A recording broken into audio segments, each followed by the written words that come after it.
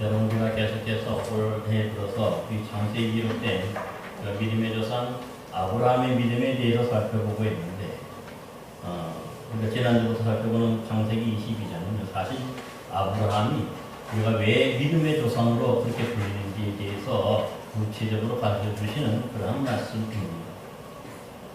어느 날 하나님은 바로 이 아브라함을 시험하시려고 부르셔서 내 아들, 내 사랑하는 독자를 데리고 모리아 땅으로 가서 내가 내게 일러준 한 산, 거기서 그를 번제로 드리라고 하였습니다. 그러니까 하나님이 지금 아브라함을 시험하는 중이라는 거죠. 그 시험의 가장 큰 게 뭐냐면 자신의 가장 사랑하는 아들, 아끼는 아들, 다른 그 집에 이제 더 이상의 아들이 없죠. 남아있는 아들이 없어요. 하나 있는 그 이스마엘도 내보냈어요. 그러니까 그 유일한 아들, 그 소중한 아들을 지금 불태워서 드리도록 하는 것입니다. 여러분, 그러기에 이 아브라함에게 있어서 이것은 참으로 가혹하고 잔인한 어떤 그러한 말씀이었으므로 차마 자신의 아내인 이 사라에게도 그 아들 이삭을 죽여서 번제로 드린다는 이 말을 하지 못하는 거죠. 그 말도 하지 못하고 그냥 떠나게 되는 거죠. 뿐만 아니라 우리가 지난 시간에 살펴봤듯이 이 모리아 산에까지도 도착했지만 또 그 산 위, 여러분 그 자신의 아들을 죽여서 하나님께 드려야 되는 그 아빠의 심정 때문에 또 그걸 누구에게 보여주겠습니까? 그러니까 함께 갔던 그 종들도 그 산 아래에 이것을 보지 못하도록 아예 남겨놓고 올라갑니다. 뿐만 아니죠. 막상 또 그 아들을 이제 드리려고 할 때, 같이 올라갈 때 아들 이삭이 뭐라고 질문합니까?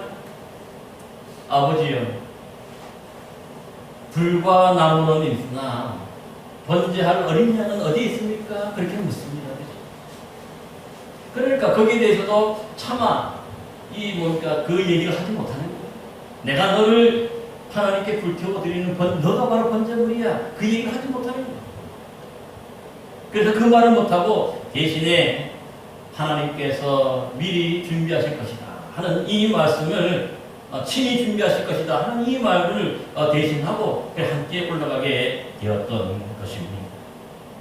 결국 이제 3일 길을 걸어서 드디어 그 하나님이 말씀하신 그 장소에 이르게 되었는데, 그래서 거기에 가지고 왔던 나무와 또 이 제단을 먼저 쌓죠.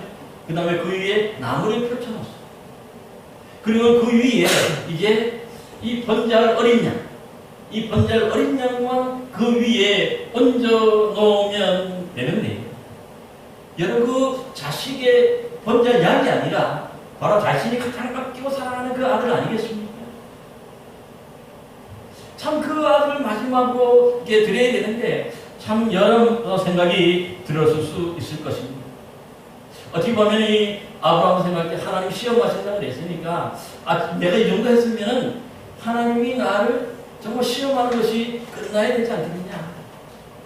이 정도 순종하였으면 이제 뭔가 하나님이 다른 역사, 다른 일을 이렇게 보여주셔서 뭔가를 행하셔야 되지 않겠느냐. 아마 그런 생각도 했을 거예요. 그런데도 불구하고 어떻습니까? 그 순간까지도 보면 하나님이 그 어떠한 말씀도 들려주지 않고 그냥 또 침묵하시는 거예요. 지난 3일 동안도 한 말씀도 아브라함에게 하지 않으셨는데 이제 그 묵묵히 지켜보시는 하나님이 그 마지막 순간까지도 결코 그 어떤 말씀도 하지 않으시는 거예요.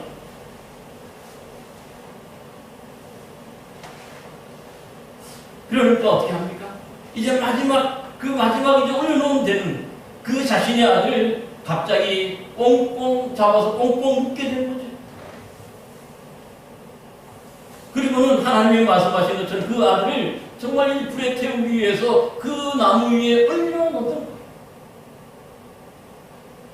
그리고는 일말에 그 망설임도 없이 자기가 들고 있던 칼을 가지고 치려고 죽이려고 그냥 손을 높이 들었어요. 여러분, 그러다 어떤 일이 일어납니까? 오늘 본문에 보니까 그때 하늘에서 여호와의 사자가 이 아브라함을 다급하게 불러서는 그 아이에게 손을 대지 말라, 그에게 아무 일도 하지 말라, 막으시는 거예요. 그러니까 지금까지 쭉 지켜보셨던 하나님이 이제 마지막 그 아들을 이제 죽이는 그 일만 남았는데, 잡는 그 일만 남았는데, 이 일만큼은 하나님이 지금 뭡니까? 말리시는 것을 볼 수가 있는 것입니다. 여러분, 그러니까 지금 이 시험의 목적이 아브라함이 그 사랑하는 아들 자식을 죽여서 하나님께 불태워드리는 그런 잔인한 아버지로 만드는 게 아니었지. 오히려 지금 하나님의 이 시험의 목적은 적어도 바로 그 아이를 얼마만큼 뭡니까? 하나님께 드릴 수 있느냐, 이 순종의 여부를 지금 시험하시는 거예요.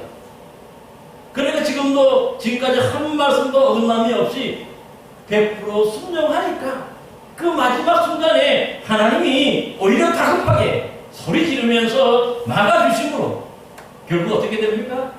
그 하나님의 시험에 통과하고 합격하게 되는 것을 볼 수가 있는 것이죠. 여러분, 그러니까 하나님의 시험은요, 그 아들을 죽이는 게 목적이 아니죠. 그 아이를 죽이는 게 목적이 아니라 그 아버지 아들이 그 소중하게 여기는 아들을 자신보다 더 사랑하지 않고 하나님께 기꺼이 말씀대로 순종할 수 있는 것, 그것을 바로 시험하는 것을 볼 수가 있는 것이죠. 여러분, 그러기에 어찌 보면요, 사실 지금까지 보면 보통 사람이면 저 같아서 보면은 내 아들, 내 사랑하는 독자라는 것을 뻔히 알면서도 왜 그렇게 해야 되는지, 거기에 대해서 아브라함은 이런 방법 하나님께 한 번도 따져묻거나 또 항변하거나 그러지는 않았죠. 이 놀라운 것은 뭐냐면요, 이 3일 동안 하나님께서 이 말씀을 들려주시고 난 다음에 3일 동안에 이제 지내게 되는데, 그때까지도 한 말도 하나님께 왜 그래야 되는지, 내가 왜 이 아이를 하나님께, 이 소중한 아이를 하나님께 죽여야 되는지, 거기에 대해서 따지거나 묻지도 않은 거예요. 얼마나 여러분 부모님인데 속이 안 타겠습니까? 다른 사람이라 하면은 그 말을 무시할 수도 있는데, 그렇지만 지금까지도 함께 하셨던 그 하나님, 그 하나님이 지금 그 아들을 죽여서 드리려 할 때 그 아버지의 속이 어떻겠습니까? 그런데 이런 방법 하지 않아요. 따져묻지도 않았어요. 그러기에 하나님 지금 요구하신 건 뭡니까? 그 아이를 기꺼이 주님을 위해서 내어 놓는지, 그것을 바로 시험하였던 것을 볼 수가 있는 것입니다. 여러분, 이렇게 할 수 있었던 이유가 있답니다. 신약성경 히브리서 11장 19절에 보니까 하나님께서 능히 이삭을 죽은 자 가운데서 다시 살리실 줄로 생각하였다는 거예요. 그러니까 아브라함이 만약에 이 아들을 자신이 죽인다 할지라도 하나님이 이 아들을 살려줄 수 있는 분임을 알고 있었던 거죠. 믿었다는 거예요. 왜냐하면 지금까지도 보면 하나님께서 아브라함에게 복을 베풀어 주시면 복을 베풀어 주셨지, 결코 해가 되거나 그 어떤 나쁜 일을 절대로 그가 해를 입지 않도록 하나님이 보호해 주시고 막아주셨잖아요. 오히려 큰 복을 주신 거예요. 한 번도 하나님은 아브라함이 잘못되도록 내버려 두지 않으셨다. 그러니까 이번도 마찬가지인 거죠. 그렇기 때문에 바로 이 믿음 때문에 아브라함이 바로 믿음의 조상이 되는 거죠. 자신의 가장 아낀 것, 그 소중한 것마저도 하나님 위해서 기꺼이 드릴 수 있는 100% 순종할 때에 하나님이 그를 바로 믿음의 아버지라고, 믿음의 조상이라고 그렇게 우리가 부르게 되는 것이죠. 그러기에 오늘 본문에도 보니까 하나님께 100% 순종한 아브라함에게 하나님은요, 내가 내 아들 내 독자까지도 아끼지 아니하였으니 내가 이제야 내가 하나님을 경외하는 줄 아노라, 그렇게 말씀하시는 것을 볼 수가 있는 것이죠. 그만큼 뭡니까? 그 아브라함의 믿음이 하나님이 그를 시험해도 그 시험에서 온전히 통과하고 하나님이 인정하는 그런 큰 믿음의 사람이 됐다는 것을 우리에게 가르쳐 주고 있습니다. 근데 오늘 참 보면은요, 저는 이것보다 더 놀라운 일이 하나가 있어요. 여러분, 그것은 바로 그 하나님의 음성이 들린 후에 바로 눈을 뚫어서 이렇게 보니까 그동안 보이지 않았던 그 옆에 숲에 그 뿔이 걸린 순양 한 마리가 거기에 걸려 있어요. 여러분, 참 놀랍지 않아요? 여러분 사실 아브라함이 그 모리아 산에 올라가면서 그 아들이 이삭이 나무와 불은 있는데 번제할 어린 양은 어디 있습니까? 그렇게 물었을 때 아브라함이 어떻게 대답합니까? 차마 너다라고 너를 지금 하나님께 드려야 된다고 그렇게 얘기할 수 없으니까 아버지로서. 그래서 둘러댈 말이 뭡니까? 오늘 여러분 한번 그 22장 한번 보세요. 22장 8절에 보니까 아들아 번제할 어린 양은 하나님이 자기를 위하여 친히 준비하리라. 사실은 할 말이 없어서 정말 어떻게 보면 이 믿음으로 그래서 그 얘기한 것 아니에요. 그 솔직한 얘기를 하지 못해서 이 말을 한 건데요.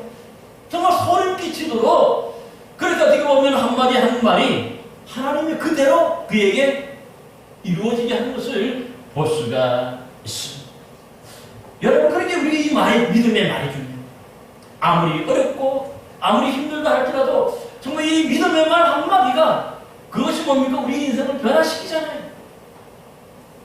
아브라함도 그 아이에게 참으로 정말 뭡니까? 모진 아버지로서 그 말을 할 수 없지만은 내가 너를 하나님께 번제로 드린다고 얘기할 수 없어서 오히려 그렇게 대신을 한 말이 뭐냐면 하나님이 친히 준비하실 것이라는 이 말씀을 했는데 잠시 후에 정말 그 말씀대로 그 말씀 한마디 한 글자 틀리지 않게 그 말씀 그대로 뭡니까? 이루어지고 또 그 자리에 준비해 주신 것을 볼 수가 있습니다. 그렇게 참으로 뭡니까? 그걸 볼 때 자기가 내뱉었던 그 한마디 때문에 하나님이 그대로 이루어지신 걸 볼 때 아브라함이 뭐라고 얘기합니까?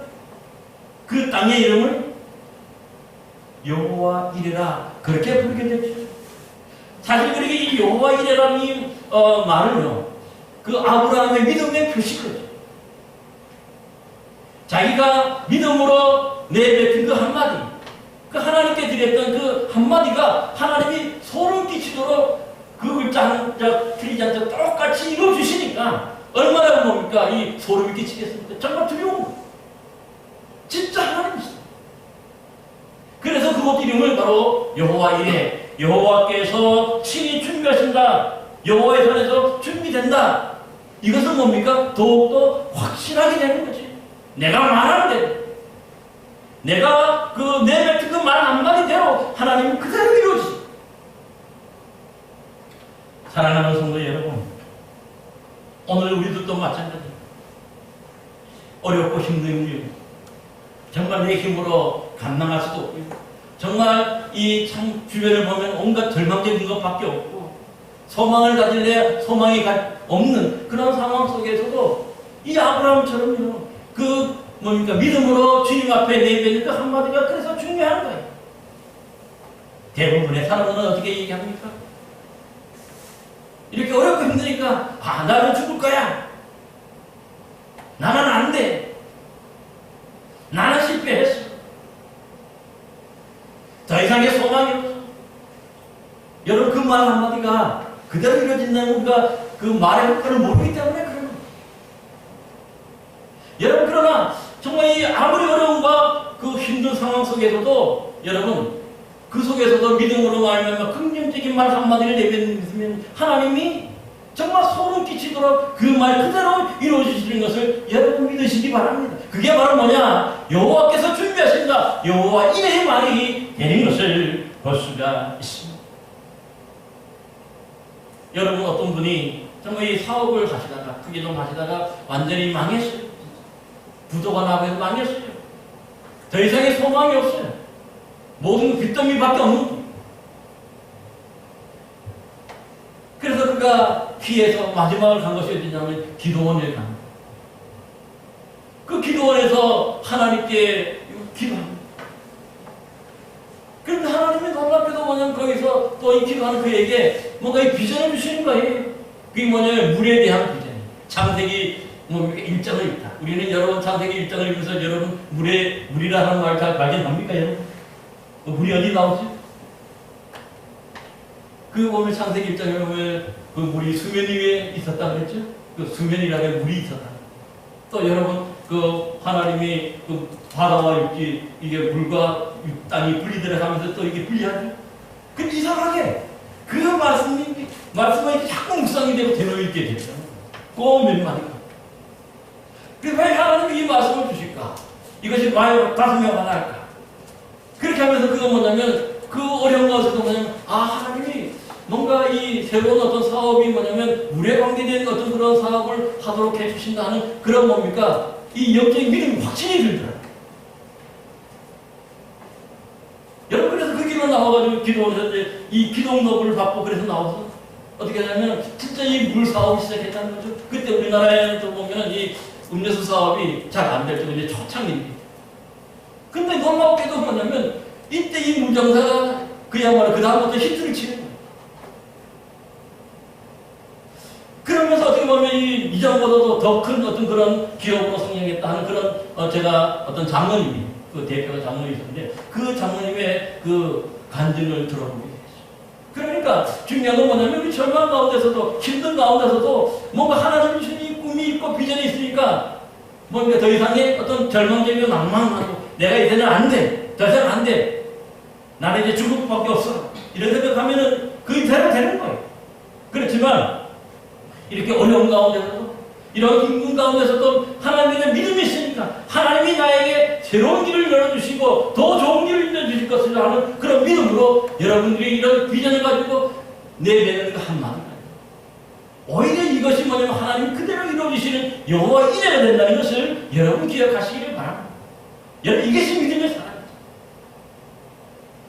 여러분 성경에도 보면은 이 욥이 있잖아요. 욥이 그게 보면은 하루 이 참 동방의 부자고 동방의 위인이라고 그러죠.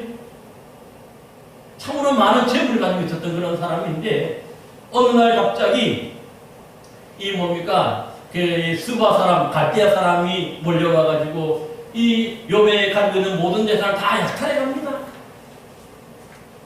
뿐만 아니라 갑자기 큰 바람이 일어나가지고 그 욥의 집이 네 모퉁이를 쳤다 그랬죠. 그 네 모퉁이를 쳤으니까 집이 무너져서 그 안에 있던 그 아들, 딸 10명이 한꺼번에 다 뭡니까 죽음을 당하는 그런 참혹한 일이 일어났어요. 여러분 이 정도면 어떻습니까? 그가 믿음이 없어서 이런 일이 일어난 겁니까? 아니죠. 지금 사단이 그렇게 시험한 거잖아요. 근데 거기 보면은요, 이런 절망적인 가운데서 정말 모든 걸 다 잃어버리고 자신의 몸에 뭐죠? 이 기화장으로 긁을 정도로 엄청난 뭡니까? 이 병이 걸리는 거죠. 근데 그 녀석에서는 뭐라고 얘기합니까? 욥기 1장 21절에 보면 이렇게 말씀해요. 내가 모태에서 알몸으로 나와서 또한 알몸으로 그리로 돌아올지라 주신 이도 여호와시요 거두신 이도 여호와시니 여호와의 이름이 찬송받을지어다. 그렇게 고백해요. 참 놀랍지 않습니까? 사실 이런 어려움과 이런 자신의 아들 10명이 다 한꺼번에 이렇게 죽임을 당하고 자신의 모든 재산을 다 약탈당해서 남아있는 것이 없어요. 그럼에도 불구하고 그가 고백하는 건 뭡니까? 주신 이도 주님이시고 취하여 가신 이 모든 것들을 알아가신 이도 주님이라는 그런 믿음의 고백을 해요. 여러분 그래서 끝까지 그 믿음을 견디고 그 믿음을 지키죠. 그가 그래서 고백한 대로 나중에 보면 42장에 보면요 하나님이 회복시켜 주시잖아요. 그 말대로 이루어주시죠. 또다시 내 모든 걸 하나님 가져가셨으니까 또 주실 거라 하는 그 믿음이 있으니까 하나님이 나중에 보면 42장에 보면 그가 갑절의 복을 다 해주셨다 그렇게 표현하고 있어요. 이게 주신 게 목적이 아니라 그러니까 그 믿음이 중요하다는 거죠. 어렵고 힘들 때 뭔가 자꾸 이게 뭡니까 믿음 없는 말이 뭡니까 안 돼 절망되게 나빠 모두 나는 여기서 끝장났어 더 이상의 회복 불가능해 이렇게 뭔가 뭡니까 자책하면서 그렇게 하는 게 아니죠. 진짜 믿음의 사람들은 뭐냐면 이럴 때도 하나님이 주신 거는 믿음을 가지고 그 좋은 믿음의 고백을 하는 거예요. 하나님이 나에게 다시 주실 거예요. 하나님이 나를 다시 이렇게 세우실 거예요. 나에게 피할 길을 내셔서 능히 건강하게 해주시고 더 큰 것을 채워주실 것이자 하는 이 믿음으로 그가 고백하고 그 믿음으로 내뱉는 그 한마디 말씀대로 여러분 어떻습니까? 하나님은요 여호와 이래로 그 말씀대로 이루어주시고 채워주시는 줄 여러분 믿으시기 바랍니다. 그럴 때 다 승리하잖아요. 이게 바로 신약 성경에서도 보면 똑같잖아요. 사도 바울도 보면 그가 이 잡혀가지고 죄수로 잡혀서 로마로 가면서 배를 타고 있을 때 배가 풍랑을 만나가지고 완전히 사할성망마저 끊어졌다고. 왜냐하면 그 모든 것들이 다 부서지고 배가 부서지고 또 뭡니까? 그러니까 14일 동안 적어도 이 풍랑을 만났으니까 그 속에서 도저히 소망이 없고 희망이 없었어요. 그런데 14일 정도 됐을 때 사도 바울이 그 배에 탔던 사람들에게 한마디 한 게 있습니다. 여러분 안심하십시오. 하나님이 우리를 구원해 주실 것입니다. 재물이나 이런 것도 우리가 좀 잃을 수 있지만 우리의 목숨만은 하나님이 결코 버리지 않고 우리를 구원해 주실 것입니다. 그런 고백을 해요. 오히려 공포 속에 돌고 죽음의 공포 속에 있는 그들에게 이런 소망의 말, 믿음의 말을 던진 거예요. 여러분 그럴 때 하나님 어떻게 하실까요? 그를 버려두시는 게 아니죠. 그거 고백한 대로 그 모든 사람 중에 276명이 그 배에 탔었는데 한 명도 생명의 손상이 없었다는 거죠. 모두가 다 구조되고 모두가 다 구원받았다는 거죠. 여러분 그런 거 우리가 이 어려운 상황 속에서도 이 아브라함이 내뱉은 그 한마디 하나님이 친히 준비해 주실 것이다 하는 이 말씀대로 이루어지는 것, 그게 바로 여호와 이레의 믿음이고 여호와 이레의 신앙인 줄로 믿습니다. 저와 여러분들도 어렵고 힘들지만 그러나 그런 상황 속에서도 이렇듯 믿음으로 말미암아 하나님이 여러분들을 보호해 주시고 여러분들을 지켜주시고 여러분과 함께 하심을 믿으며 그 믿음의 말을 고백하고 믿음의 말을 내뱉는 여러분 되시기를 바랍니다. 그럴 때에 하나님이 여러분들의 그 믿음대로 글씨 하나 틀리지 않게 그대로 이루어주시고 그래서 여러분들도 나중에 하나님이 채우신 그 은혜로 말미암아 하나님께 영광 돌리고 하나님께 찬송하면서 정말 귀한 기쁨을 누리는 우리가 될 줄로 믿습니다. 이런 우리 하나님의 놀라운 은총과 자비를 누리는 여호와 이레의 신앙으로 말미암아 하나님이 채우시는 미리 준비해 주시는 그런 은혜를 우리가 덧입는 귀한 성도들 되시기를 간절히 기원합니다. 기도합니다.